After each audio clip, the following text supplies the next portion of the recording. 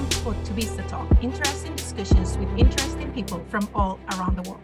I'm your host for today, María Roa, and I have to say this VistaTalks episode is going to be 3 times as special as it could be to celebrate International Women's Day. I have the honor to be joined by 3 remarkable women who are the founders of Women in Localization, the leading global community for the advancement of women and the localization industry with over 5,000 members. Anna Schlegel, Eva Klaudinyova, and Silvia Avary, you are very welcome to the show.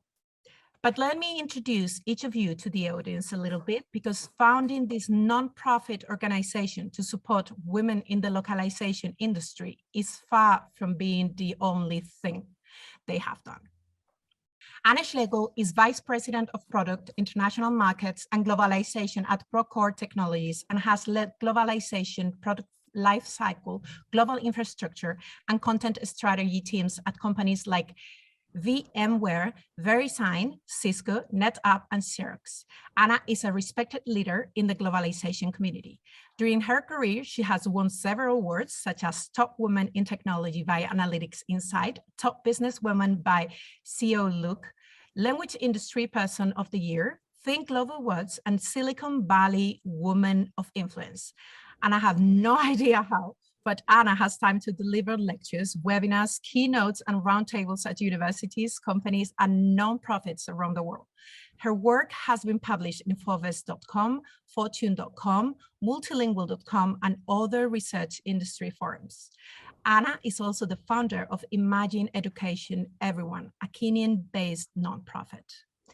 Eva Klaudinyova is currently an assistant professor of localization practice at the Middlebury Institute of International Studies at Monterey in California, imparting her knowledge and long-standing localization and leadership experience to graduate students of translation and localization management.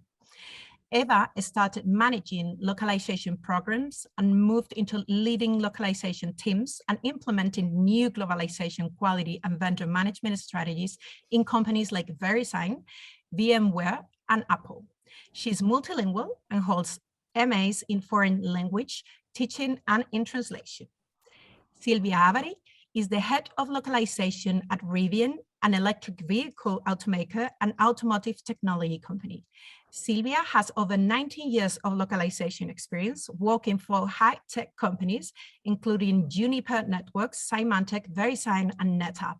She's a speaker at several localization conferences worldwide, podcasts, and webinars, fluent in Portuguese, English, and Spanish. Silvia has a diverse background, which includes an MBA from San Francisco State University and Doctor of Veterinary Medicine degree. Again, welcome to the 3 of you. It is for me a great pleasure to have you here at VistaTalks to celebrate International Women's Day. I would like to make of this more of a conversation, if that's okay with you. I want you to feel at home, so I will ask you some questions, and maybe one of you can start, and then you can all share your opinion and contribute on the matter. Thank you for being here. Thank you. So let's move on, and get onto the show. Let's start with you, Silvia. I bet our audience is already asking themselves, how did you all come up with the idea of women in localization, how it all started, and what each of you brought to the table? Great. I love that story because it's a story of friendship, really. The 3 of us used to work together. And when we were together, we share ideas. We were always there brainstorming, and we had a lot of time. So then we went our separate ways to lead other teams. And we would go for dinners and get together again and ask about processes and what vendor you're using, what are you doing, how do you solve this? And there was this need of like, well, maybe we should formalize this because we're always like counting on one another for ideas. So why don't we form a group and invite more women to join us? And that's how it started. It started with 5 of us, but quickly, 2 of them decided to not commit to forming a formal group. So only Eva, Anna, and I stayed, and we created at the time what was called Northern California Women in Localization, right? And it was supposed to be a face-to-face group, like super local, and it was really about getting together and sharing ideas and learning from one another. But after only 2 years, there was this demand for like, hey, when are you guys gonna, let us in? We are here in Seattle, and we also want to join your group, or even other parts of the world were like asking us. And that's when we decided to go global, and we got rid of Northern California and we became Women in Localization. And I think your other part was like, what did we brought to the table, like each of us, right? So I think in the beginning, what we brought was really like the friendship and the trust that we had in one another, and that desire like to share ideas and learn. But as we formalized and as we really became this professional organization that is today a nonprofit, I can say, like, if you look at Anna, like, she's that energy bunny, you see how many things she does at the same time. It's just unbelievable. And she has the vision. She's always flying. And then Eva is super detailed. She has operation excellence. And she's about infrastructure and so forth. And I think I always being like that member advocate and that creative side, that has all these ideas. So we all bring something that is very important that create. And then of course, over the years with all the volunteers and all the women that has been helping us, like there's so many people contributing, like we would be nowhere if it was just the three of us. So all these other women brought more things to the table, and we are today what we are because of all of them. Yeah, I think it's really interesting how you say that it started being something local, even though at the end, like localization is so global, because that's what we do at the end, and it starts being something so local between you, like 5 people and something really small, and ended up being 5,000 people that you're now, and it's all over the world. It's amazing. So Eva, did you think there were gender specific issues that women had to face at the time? I mean, was that something that really moved you to start? Do you believe this have changed, or did you really find out how to fix this and change it over the time? I don't think we have the recipe for success. Women have been fighting for equality in the workplace for the past 50 years, literally. It's the contribution of every single woman and the little bit that all of us can do. So to give you the context, I have to paint a historical picture, because that was like 14 years ago. We started the organization formally in April 2008, but the talks and preparatory meetings have been happening in the months before. So what was the situation for gender equality in the workplace at the end of 2000s? The most glaring inequalities that I can think of was the gender gap, the lack of women in leadership, whether in localization or in different spheres of life, both domestically and internationally. And that was way before Me Too. So sexual discrimination was rampant, and the protections that women have now were not as strong before. Just to give you a few facts so that you believe that I'm not making that up.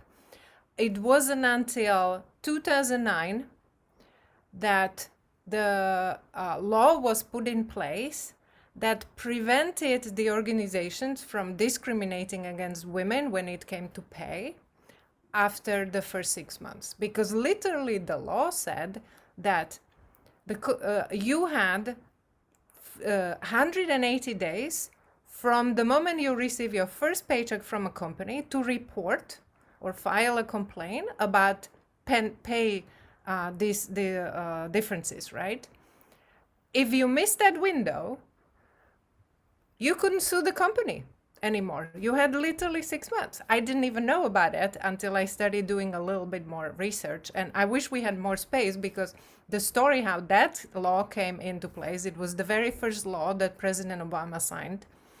And the story of Lilly Ledbetter is really interesting. So we didn't have as many legal protections, and the gender pay gap was much bigger at that time. When it comes to women in leadership position, there were no women VPs on the client side at that time, not a single one. If you wanted to be a VP, you had to go to the supplier side, fight your way up, and you were probably dealing with an old boys club, because most of the executive positions were filled by men. For illustration, in the business world, there were only 7 female CEOs in Fortune 500 companies. Actually 12, correction. There were only 12 female CEOs in Fortune 500 companies. Now we have 41. It's still less than 10%. It's 8.1%. Female heads of state. In 2008, there were only 7. Now we have 15. But that's out of 195 countries. So women were not represented in the leadership position in the public sphere, in the business, or in localization. It has improved since then, but we still have a way to go. 10% is not equal representation. I also mentioned the sexual harassment. It was way before Me Too. The law that protected women from retaliation from even reporting wasn't put in place until 2005. So when I entered the workplace, I knew that if I reported any cases of sexual harassment, I could have been retaliated against, and I did not have any protections. And if you enter the workplace knowing this, you learn to just keep quiet. And the people doing the harassment know that there's not much we can do. So the situation has definitely improved. I joined the workforce in the late 90s. Mm-hmm. So I've experienced several decades. Every decade is better than the previous one, but we still have a way to go.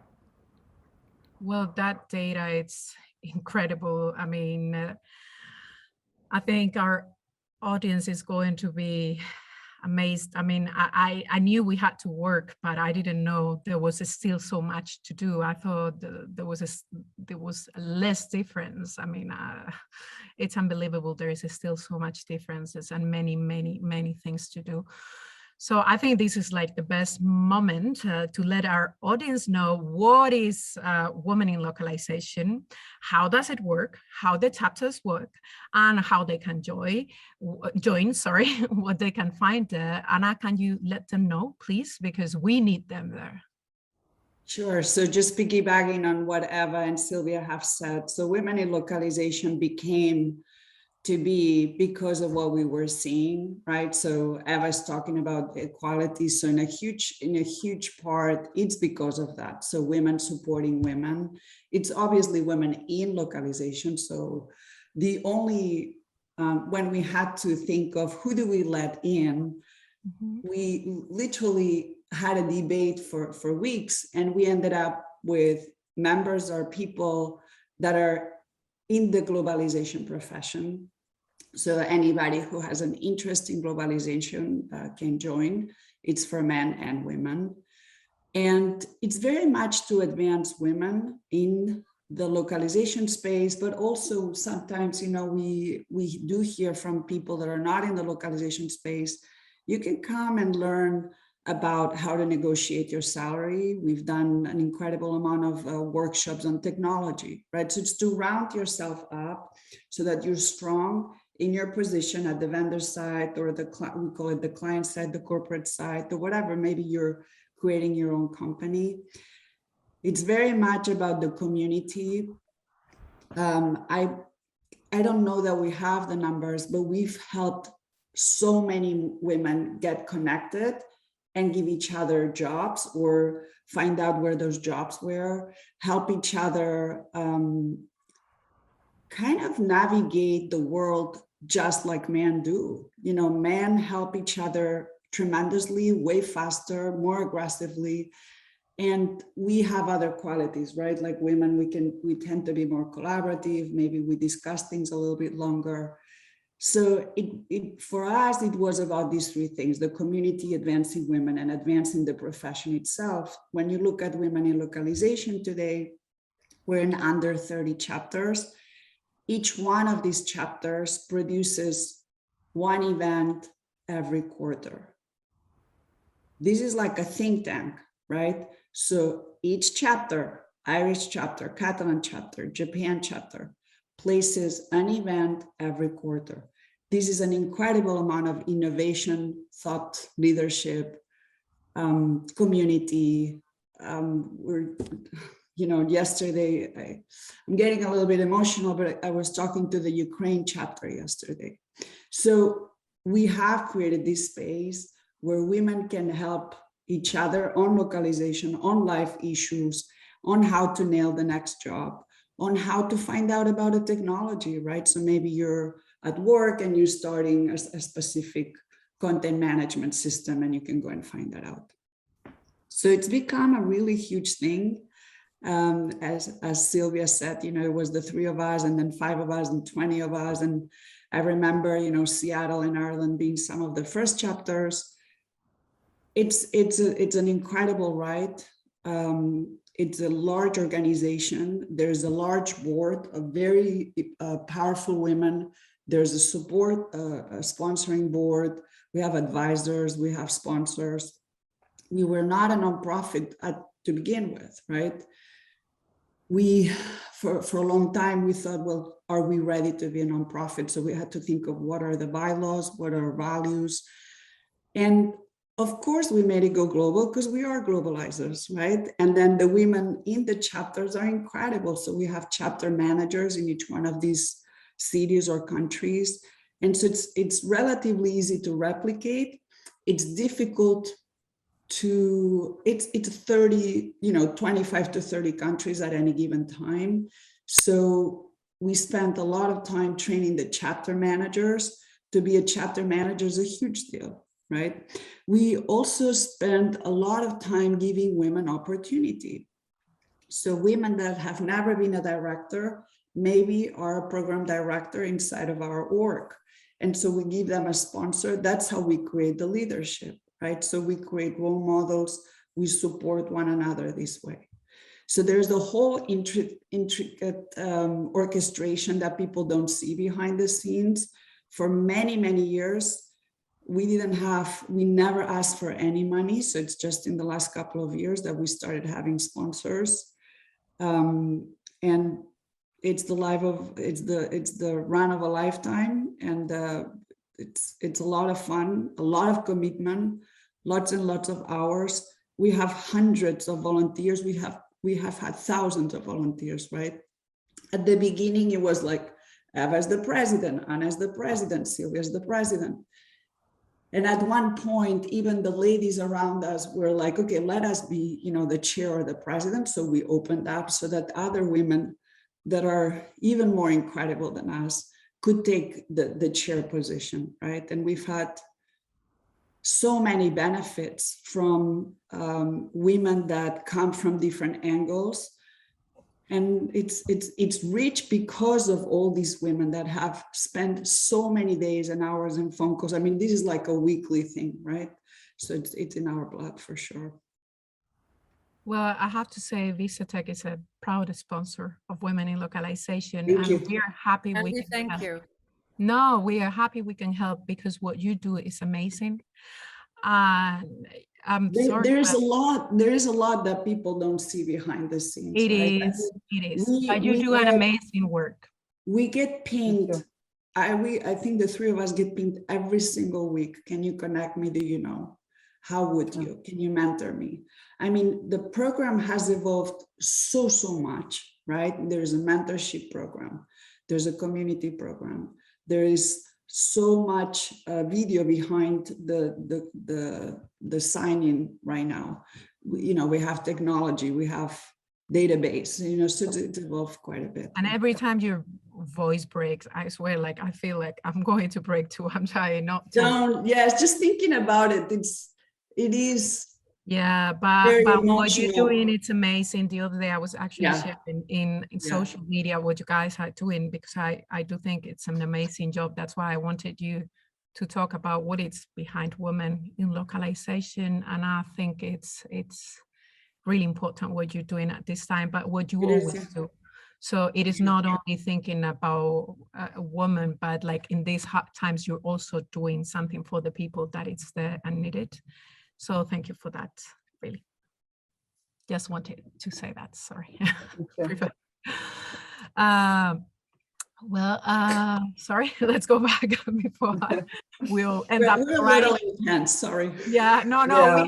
We mean it. I mean, we really know thousands of women's stories, right? That's what it has become. I mean, it's nearly 15 years of supporting women in so many countries, right? So, and in so many ways.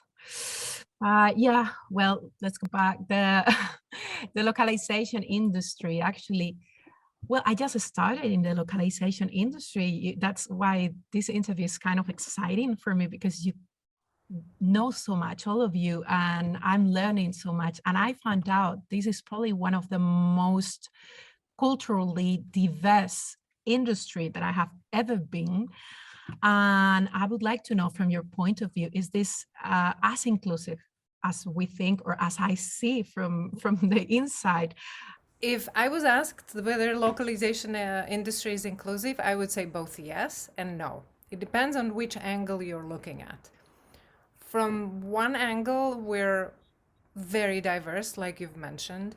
We have so many different cultures that are part of the industry, so many different languages. Those differences are mostly celebrated.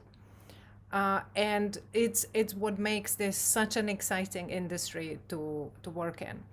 We were just talking about it yesterday in a meeting. Like, wherever I go in the world, in any bigger country, I have friends there because I know people in the industry, and there is always somebody to have coffee with all over the world. Like, how many people outside of the travel industry can say that, right?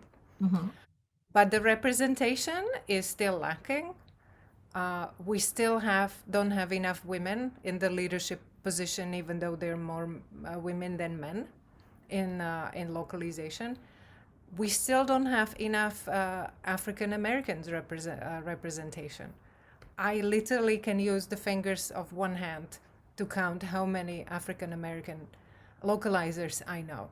So we're still underrepresented in some areas, and that's something that we need to actively promote and actively look into to fix. I saw an article.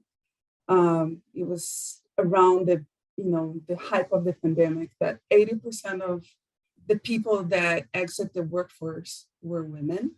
They went because they were caregivers. And I also saw later that, they didn't come back as fast, and that affected our industry too. And they didn't come back as fast as people hoped. And some people say that this exodus in the workforce for women could have set us back our gender back, the equity of the gender equity could have set us back one generation. So that's a lot of, all the work that Eva said. I mean, when we started Women in Localization and all the things that weren't there, and it became better and better. And now maybe, we might be experiencing the setback.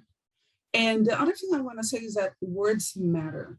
When we say that women are opting out, we are assuming that they're leaving their jobs because, we're perpetuating that idea that work is optional for women and the income is secondary.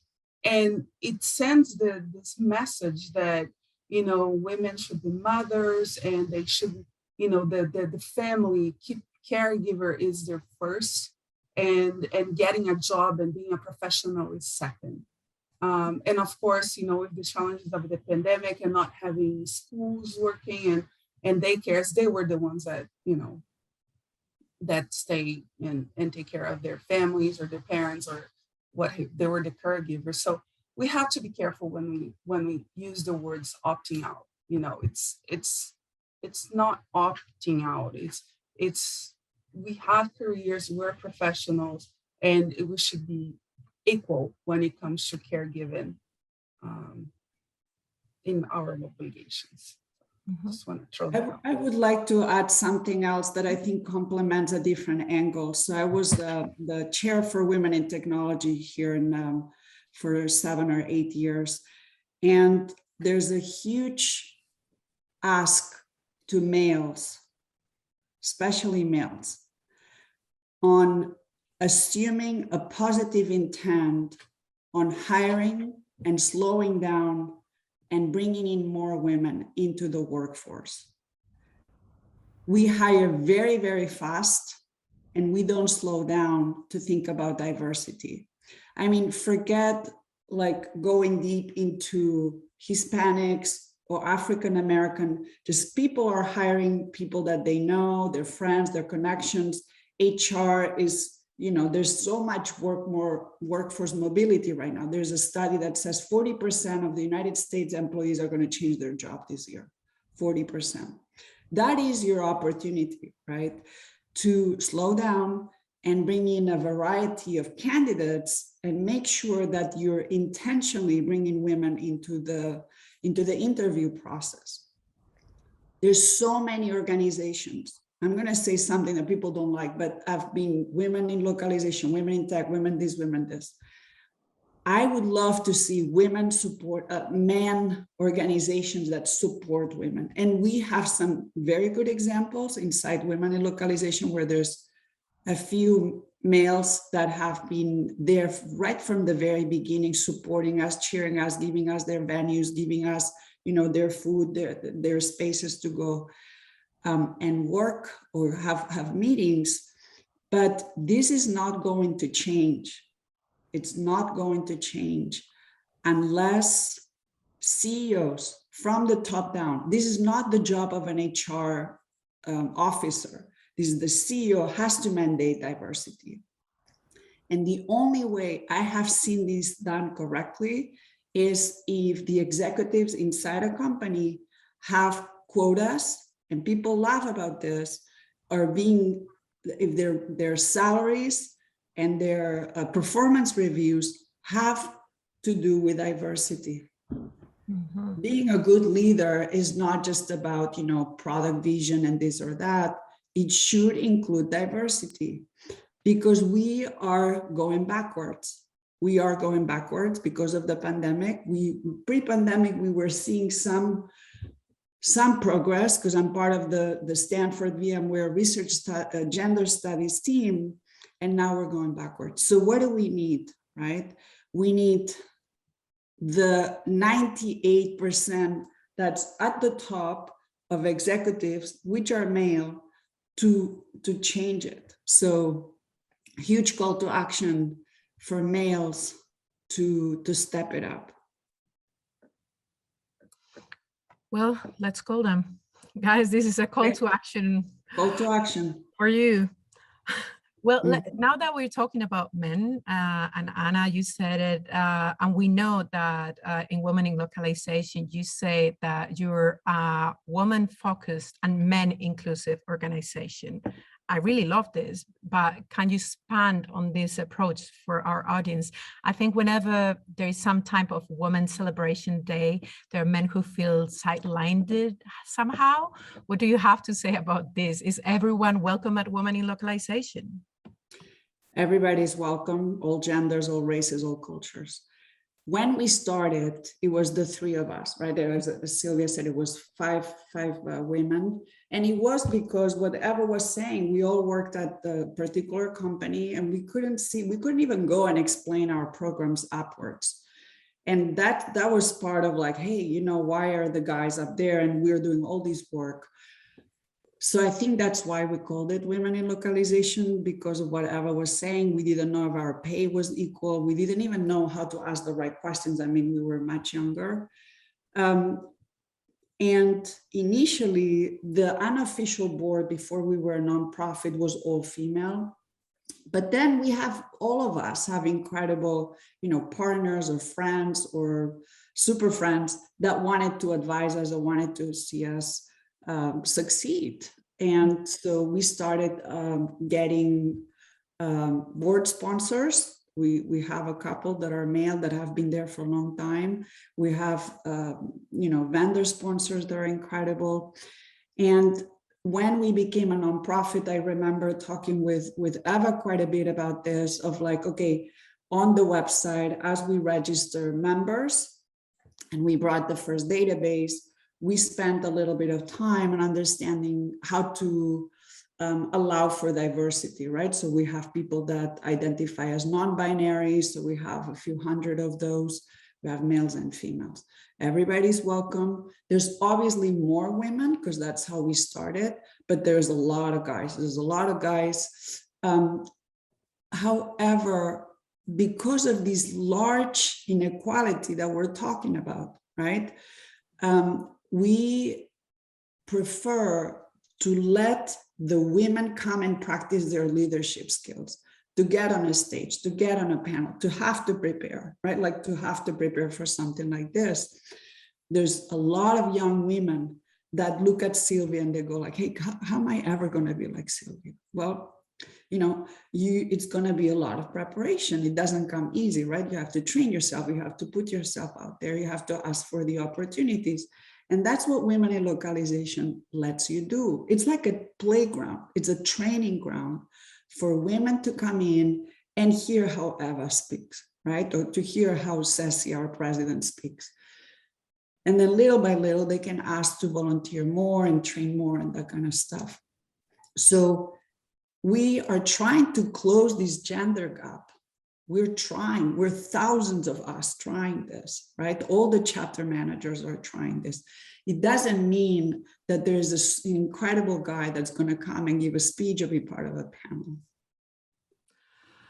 Now, I want to go back with Eva, because when you gave me that data, actually, I'm still thinking about it, because I did felt I was somehow a privileged person because of, I didn't have to fight the same things that other women had to fight.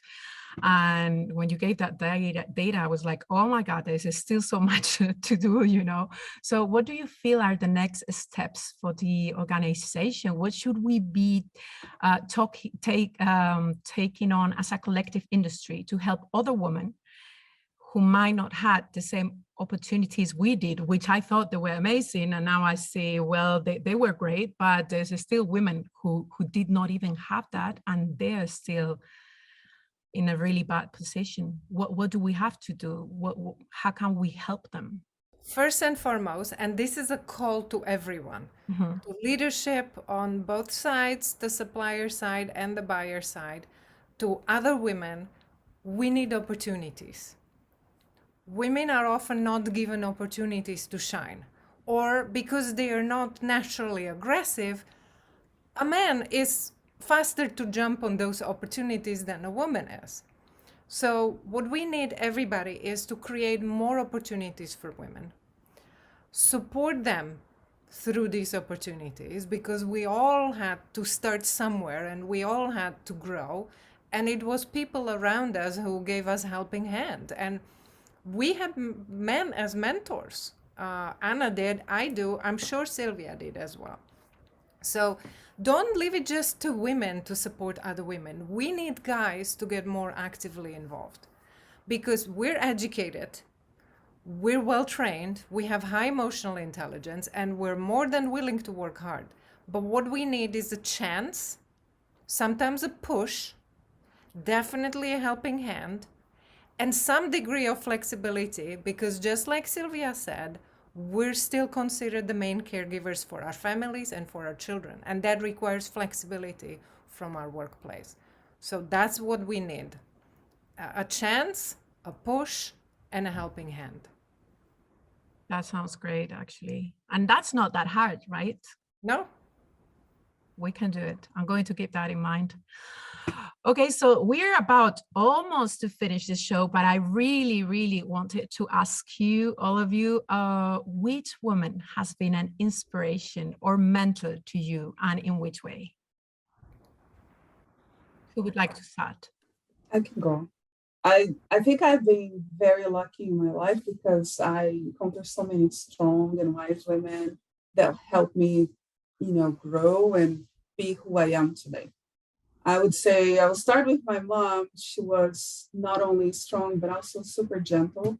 And, maybe in my early years, excellent teachers I had. But more than that, I mean, throughout my professional career, especially with women in localization, I'm looking at two of them, both Eva and Anna, such an inspiration, and I've learned and grew so much because of you. And I would say other women in the board or in the programs that I have encountered that I learned from, I got inspired from, that helped and mentor me. So just all in all, like being very, very lucky that I had encountered so many great women in my life that gave me that helping hand that Eva is talking about and helped mentor me. Just like Silvia said, there were so many women. It's really hard to pinpoint one. But just like Silvia, first and foremost, my mom, who taught me that it's okay to be a strong woman, and then it's okay to stand for what I want and go and get it. Then it's one of my professors at the university in Slovakia who told me, based on just one assignment in my literature class when I decided to do a translation assignment, and you could be a translator. I'm like, oh, okay. I thought I was going to teach foreign languages. And that's how I got into translation, thanks to this professor who then also encouraged me to follow in my career in academia. And then all the women I met in the corporate world here in America that were examples of what is achievable if you work hard. Great. Anna? I have to say it was like these two ladies, right? Was my mom first. I do have to say there's a huge amount of males. The people that pushed me to the vice presidency were guys. And there's something there to say that as much as women support women, once you're at the top at VP levels in high tech, it gets pretty tough. I do have to say that, so Silvia and Eva are huge in my life, huge. It just seeing the consistency, the commitment, the giving, the trust, the what they do for so many women is. I always speak about women in localization in anything I do. There was one woman when I started at NetApp. Her name is Tracy Hansen. I think maybe Silvia met her while she was at NetApp. That within the first day at NetApp, she said, "You already need to go and talk to the CEO." And she prepared me for a couple of days and took me to the CEO. I had never seen anything like that, right? And after a few months, she told me, "You're kind of different." And I took it in the wrong way, but she meant you're gonna get somewhere, and she helped me get there. Every day I would go into the office, there was a little note, there was a different book. To this day, is like 13 years later, she sends me cards for my birthday, right? So sometimes you do find this one person that's like, I'm gonna push you, I'm gonna propel you, that's very, very rare. And I do have to say that there are men out there, especially if they have daughters and sisters and they see how tough it is for the rest of us, that they're very, very eager to show their daughters some role models, right? So in my case, it's been women and male. I've also, really enjoyed looking at speeches from Angela Merkel or Michelle Obama, or like these super women, right? That you can't even imagine what they go through. right now. And so women in politics also fascinate me. Each one of the presidents that we've had, right? Like when Eva was president, when Silvia was president, we have Ceci Maldonado as our president right now. We've had Lois Earl. We've had such incredibly strong women that it's true, you learn a little bit from each one of them.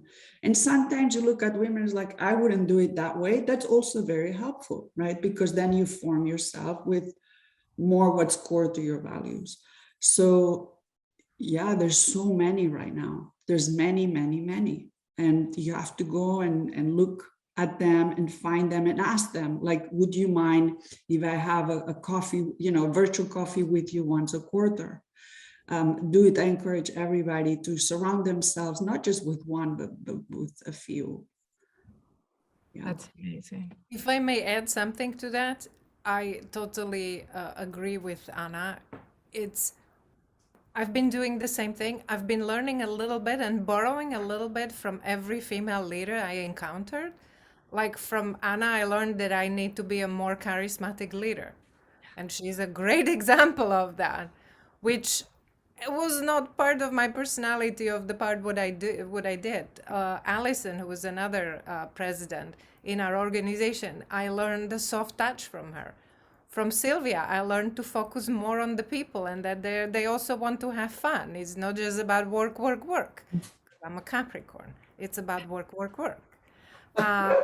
Loy has a very deft touch at managing difficult conversations and situations so that they don't escalate.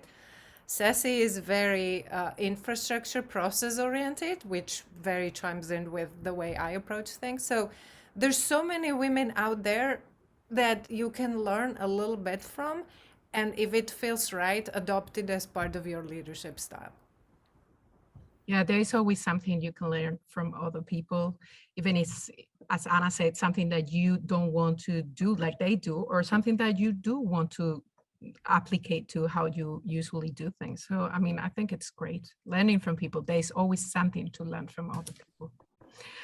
Well, is there anything else that you would like to share with our audience today? I know that Eva prepared something. I just want to say something super quick. Like, Sure. For all of you listening there, don't be afraid to ask for help. Ask for that coffee. Most of the people that that would be mentors, they love it, and they will go and have that virtual coffee, or hopefully soon, face-to-face coffee. But just ask. Eva. Yes. I've been thinking about this a lot recently. The recent events in Ukraine and the global pandemic have shown us that we're all interconnected. We're all one human race sharing one single planet. There's nowhere else to go. And Women in Localization is basically a small microcosm, an example of what we could be on a more global scale, because we have people from different countries, different languages, different races, different skill colors, different cultures, all together in one organization working together on joint goals. So it's possible. So more than ever, we need to focus on peace, unity, togetherness, global community, support, helping each other, and inclusion. And more than ever, we need to protect our planet because, like I said, there's nowhere else to go. We're all in this same boat together. So let's just be humans. Let's just be friends. Let's be there for each other rather than against each other. Well said, Eva. Yeah. I would also encourage people to look at Eva, Silvia, and Anna. Like, we've been going at this for so many years, right? Last year, I went to a nonprofit celebration where the three founders were 80 years old and they had been together forever, right? So that's how I imagine myself with Eva and Silvia. We're going to be like 80 and we're going to be, having a coffee and still talking about women in localization. So huge encouragement to other young women that have an idea for innovation, just don't be afraid and do it. We didn't know that it would become this major thing, right? But we had trust, we had friendship. I mean, we used to laugh so hard and so many ideas, because when something is new, you're like, the world is your oyster. And so we can wait for guys to give us our jobs, or we can go ahead and create our own reality too, which is what we did, right? So super proud of Eva, where she's today, super proud of Silvia, where she's today. And I know them so well. I mean, we all work really hard to be where we are, right? And we have it in ourselves as women. We're strong, we have grit, we're smart, we're intelligent, we have the community. So just do a little bit every day, if you want to keep growing, it's very possible. If we did it, so can you. Well, I think the three things that you girls said, it was great. Silvia, I'm going to take your advice. Actually, I have never asked anyone for that coffee, and maybe because I am too shy to do that, I think they will always say no. So maybe I should start doing that. I think it is an amazing idea, and 15 minutes actually is not that much to ask for, and I might find great people to learn from. So thank you for that. And Eva, we do need peace. We do need to take care of the world we live in, and we need to support each other. So for sure, everything you said, 100%. And Anna, yes, 100% what you said too. We cannot be waiting for others to do the things for us. We need to work for ourselves. So thank you so much. This has been, I think, the best VistaTalks ever so far. So thank you so much. This is the end of today's show with Anna Schlegel, Eva Klaudinyova, and Silvia Avary. Please make sure to tune in again to see and or listen to the next VistaTalks show, where we will be discussing more interesting topics with interesting people from all around the world. Happy International Women's Day. Happy International Women's Day. Thank you. Happy Ladies' Day. Bye.